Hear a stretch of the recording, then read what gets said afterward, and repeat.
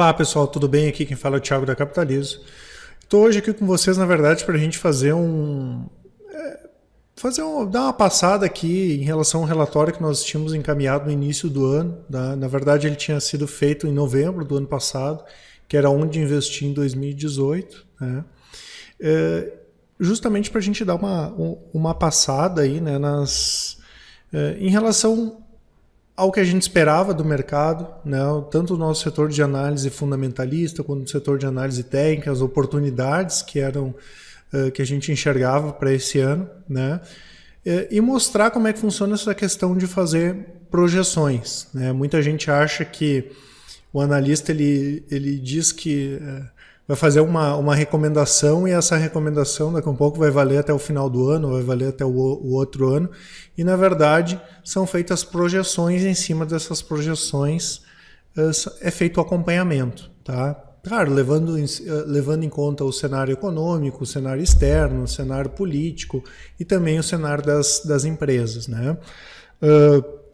Obviamente, como a gente vai ver aqui, algumas coisas é absurdo, né?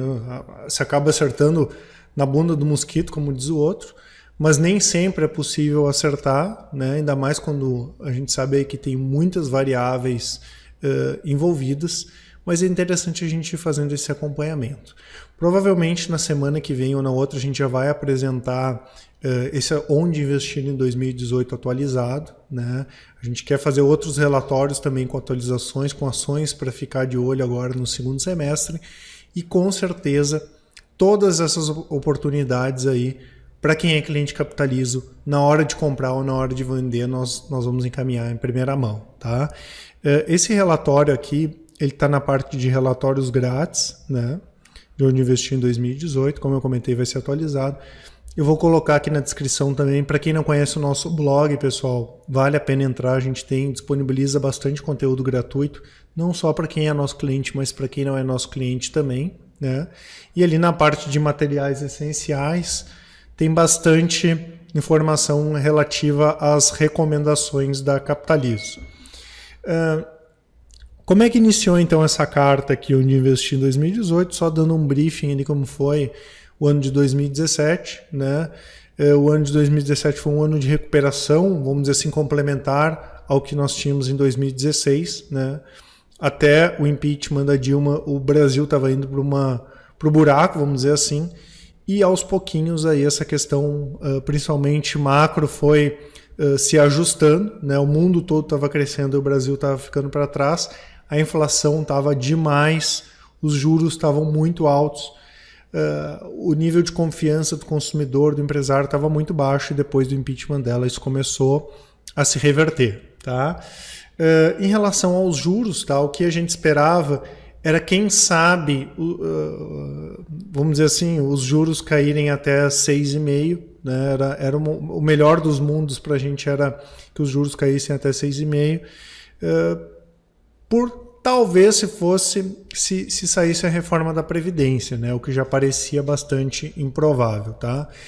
O que se manteve aqui? O cenário do juro deve cair 6,5%, né? Na próxima quarta-feira agora a gente tem uma reunião do Copom, né, que deve baixar os juros para 6,5%, mas não por causa da reforma da Previdência, mas sim porque a inflação está mais baixa até do que nós mesmos esperávamos, né, que é o segundo tópico aqui, a inflação. Tá? Para vocês terem uma ideia, o IPCA está em 12 meses 2,84%. E o IGPM está menos 0,42, está em deflação ainda, né? Então aquele cenário que a gente esperava da inflação já dá uma recuperada, mas no curto prazo ele acabou não acontecendo, que para as nossas posições de uma forma geral continuam positivas, né? Daqui a um pouco a gente vai ver por quê, né? Então a inflação ela está mais baixa até do que a gente previa.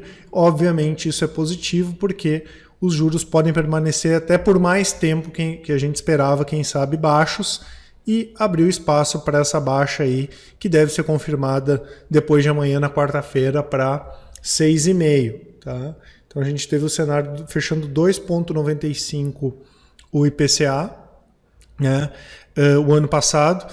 Como eu falei, em 12 meses está 2,84%. Lembrando que o piso da inflação, né, o piso do Banco Central é 3%. Né? Se esse ano fechasse por acaso em 2018 abaixo de 3%, o Banco Central ia ter que se explicar mais uma vez porque a inflação fechou abaixo do piso, né? Coisa que a gente não espera, né? Quem sabe 3,5%, 4% fecha a inflação nesse ano, mas logicamente é positivo, né? Até porque o PIB, que a gente continua esperando que no máximo cresça 3% esse ano, se vier mais maravilha, mas no máximo 3% esse ano, o PIB ele continua engatinhando, né? Então a gente tem esse cenário de inflação baixa, mas também o consumo, a indústria e os serviços não estão bombando, vamos dizer assim, né? Acaba não pressionando a inflação, né? Então a gente continua aí com o juro baixo também em função disso. Reformas e privatizações, como nós vimos, reforma não saiu nada, né? A gente continua com essa opinião que vai ao racha, né? Tem que ser feita alguma coisa, déficits continuam, déficit da previdência, fiscal, etc., né? Alguma coisa tem que ser feita, senão esse ano, no ano que vem ou no outro, né? Senão o Brasil vai à bancarrota. Os movimentos de privatizações, apesar de não serem na velocidade que a gente esperava, deve sair já privatizações subsidiárias da Eletrobras. A gente vê uma movimentação também, por exemplo, Banrisul, CEMIG, alguma coisa nesse sentido. Nós sabemos que tem muita, entre aspas, politicagem em função de muitas negociações terem que ser feitas, né? Tem mais privatizações aí de portos vindo, né? Então, de uma forma geral, apesar de não ter vindo da velocidade que a gente esperava, as privatizações estão se encaminhando, né? Eleições e política, como a gente já vem comentando há algum tempo, tem que esperar passar abril, né? Se não me falha a memória, é dia 5 ou dia 4 de abril, ou dia 6, agora eu esqueci, que é o último prazo para afiliados, caso tenha alguma surpresa, algum fator novo nas eleições. Então, a partir do mês que vem, a gente começa a conversar mais a respeito do impacto que vai ser grande, com certeza, aí da política das eleições na economia. O cenário internacional, né, além de poder vir uma crise, a gente tem essa questão do juro americano, né, que se o juro americano subir mais do que é esperado, também não é positivo para o mundo, porque o mundo começa a crescer menos, a economia americana começa a crescer menos, e óbvio tem aquela saída, nem que seja de curto prazo, do capital aqui no Brasil para o capital lá para os Estados Unidos. Tá? A gente continua com essa questão dos bancos centrais injetando dinheiro, né? Isso é uma questão preocupante, talvez não estoure agora, mas um dia isso aí vai ter que ser resolvido, mas as economias também estão com um crescimento mesmo que baixo, né? E isso acaba sendo positivo para que os juros subam menos lá fora, né? É o que a gente está vendo nos Estados Unidos. E o fator novo é essa questão de uma possível guerra comercial, né? Quem sabe conflagrada aí pelos Estados Unidos, que decidiu aumentar tarifas para importação de aço e alumínio desde a semana retrasada, né? Isso mexeu muito com os mercados. Obviamente, seria negativo se tivesse essa guerra comercial, tá? Então tem essa questão do juro e essa questão de guerra comercial aí para a gente acompanhar de perto. Ainda não estourou nada, não é essa a perspectiva, né? Então, por enquanto, lá fora as coisas estão relativamente sob controle. E nós tínhamos falado também onde investir, né? Quem é nosso cliente, quem nos acompanha sabe que, claro, depende muito do perfil da pessoa, mas a exposição em títulos prefixados ou títulos atrelados à inflação, principalmente para quem quer ganhar com a valorização desses títulos, a gente tem uma exposição baixa, né? O interessante é manter, segundo as nossas recomendações do setor de análise de renda fixa, manter agora atrelada à taxa de juros, até para daqui a um pouco surgirem oportunidades, como já começou a aparecer títulos pagando mais do que estavam pagando no ano passado. Tá? Então, títulos atrelados à inflação e prefixados, por enquanto a gente continua com uma exposição baixa, claro, dependendo também do perfil do cliente. Se o cliente necessita prefixar uma taxa ou se daqui a um pouco ele quer se proteger contra a alta da inflação, tem sim boas oportunidades, tá? Não é que nem a gente tinha lá em 2012, 2013, título pagando IPCA mais 2, IPCA mais 1 ponto alguma coisa, né? Hoje tem títulos ainda pagando IPCA mais 5, mais 5,5 sem imposto de renda, quando a gente pega, por exemplo, debêntures. Os fundos multimercado, né, continuam sendo interessantes, com essa questão do juro baixo, da inflação baixa, os multimercados têm aproveitado bastante. Também aproveitaram o boom dos investimentos no exterior e da Bolsa. Para vocês terem uma ideia, eu estava dando uma olhadinha aqui. Ó. Por exemplo, a nossa carteira recomendada de fundos, a carteira agressiva, que mesmo tendo... A carteira moderada ou agressiva? Deixa eu só ver. Essa carteira moderada, mesmo tendo investimentos mais de renda fixa mesmo, junto ali dos fundos, né? Tendo fundo atrelado a Selic, tendo fundo de crédito privado, a carteira esse ano dando quase 260% do CDI. Né? Então os fundos multimercado continuam como alternativa. Né? Quem quiser ganhar mais vai ter que se expor um pouco mais. Então a nossa exposição em fundo multimercado ainda continua alta. Obviamente, o número de fundos para se investir se reduziu um pouquinho, a gente já está tendo que garimpar novos fundos, né? Então, nos próximos meses aí nós vamos ter surpresas também nas recomendações. Investimentos no exterior e COI, né? Como a gente comenta, o COI foi o investimento da moda aí nos últimos 12, 24 meses. Tem um cuidado para não expor a carteira, não carregar a carteira demais com COI, até porque a maioria deles tem um prazo de vencimento mais longo, mas continua sendo um investimento interessante. E a parte de investimentos no exterior, né? Muito cuidado com renda variável. As bolsas continuaram subindo forte lá fora, né? Agora até teve um momento de realização, principalmente nos Estados Unidos. Então a preferência para investimentos de fundo ou investimentos no exterior é mais para renda fixa mesmo, tá? Então, óbvio, né? Sempre vale como diversificação de carteira. Fundos imobiliários, pessoal, nossa, como a gente sempre comenta, a gente continua com uma exposição bem conservadora, né? O mercado de São Paulo imobiliário recuperou bem, ao contrário, por exemplo, do Rio de Janeiro, que continua muito complicado, né? Os preços acabaram antecipando bastante uma melhora do mercado imobiliário, né? Para vocês terem uma ideia, vou colocar aqui, ó. Esse aqui é o gráfico do IFIX, que é o Ibovespa dos fundos imobiliários, né? Só nesse ano aí ele já tem uma alta de 4%, continua em alta se a gente pegar os últimos 12 meses. Ó. O IFIX está com uma alta de mais de 25%. Tá? Então tem oportunidades ainda no mercado imobiliário? Tem. Tá? Em alguns fundos de papel, que a gente chama, que compram CRIs, LCIs e assim por diante.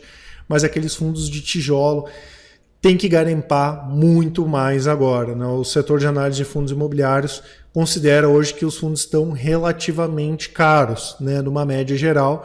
Então, tem muito mais recomendações para manutenção do que para compra. Né? Então, muito cuidado agora para quem está entrando nos fundos imobiliários, mas ainda tem oportunidades. E falando finalmente de bolsa, tá, pessoal? Basicamente nós tínhamos aí pesadas recomendações em cima do setor financeiro, né? Principalmente o Itaú, foi um sucesso, né?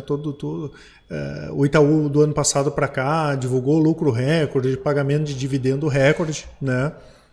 Então foi onde estavam mais carregadas as recomendações, tá? Obviamente deu para aproveitar setor siderúrgico, né? Dos que a gente acompanha aqui, o que micou, vamos dizer assim, foi o setor de concessão, seria o rodoviário, seria os pedágios, né? A gente viu que teve problema com a CCR, né? Nós tínhamos uma recomendação na CCR até antes de dar esse problema, que foi envolvida aí na Lava Jato, né? Vamos dizer assim, que foi o que acabou micando, tá? Agora nós pegamos boas oportunidades mesmo a médio prazo, a curto prazo e ainda posições a longo prazo nos setores que a gente estava mais de olho, que eram os setores que estavam mais defasados, setor de seguros, né, principalmente através da RBR3, né, inclusive era uma das ações que a gente colocou como para ficar de olho esse ano, e principalmente, né, Suzano e Fibria. Né, a gente já vinha comentando desde o ano passado que tinha uma possibilidade de consolidação no setor, óbvio que a gente não sabia quem ia consolidar quem, né? Tivemos inicialmente a compra da Paper Excellence comprou a Eldorado do grupo JF, que é o mesmo dono da JBS, né? O setor celulose vem recuperando nos últimos anos, né? Foi um setor que teve muitos problemas na última crise em 2008. As empresas vieram recuperando e principalmente aí para médio e curto prazo, como eu comentei, foi enviada a operação a rodo, tá, pessoal? Peguem aqui nos materiais essenciais, quem não é nosso cliente, ou mesmo quem é nosso cliente quer dar uma olhada nas principais operações. Operação de long short, operação day trade, swing trade, position trade em Fibra e Suzano. Tiveram muitas operações, né? Até que a gente teve na semana passada a notícia aí da fusão das duas empresas. Na verdade, que os donos da Suzano vão acabar controlando a Fibra também. Tá? Não foi muito bom para os minoritários aí da Fibra, tanto que as ações caíram mais de 11% na sexta-feira, quase 11% na última sexta-feira, mas está criando um monstro aí, uma empresa, vai ter 49% do mercado de celulose de eucalipto, né? Óbvio que ainda tem que o CAD aprovar, os órgãos de regulação ainda tem que aprovar essa compra, mas com certeza aí a gente, ou muito provavelmente a gente deve ter um final feliz, que seria essa criação da nova empresa, tá? Como eu falei, mais tardar, eu acredito que semana que vem a gente vai fazer a atualização desse relatório, faz uma apresentação aqui para vocês, né?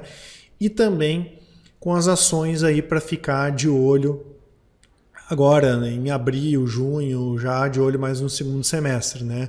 Tiveram alguns ativos que ficaram para trás, a gente espera consolidação em outros setores também, tudo a gente vai pontuar para vocês. E quem é nosso cliente, como eu comentei, com certeza vai receber as oportunidades de bolsa ou de fundos, exatamente no momento da compra, exatamente o momento também para se desfazer desses ativos, principalmente para as operações aí em bolsa de valores. Tá certo, pessoal? Se vocês ficaram com alguma dúvida em relação ao que eu comentei aqui, pode colocar na descrição, pode colocar nos comentários, desculpa, ou então pode entrar em contato com a gente. Um abraço a todos e até mais.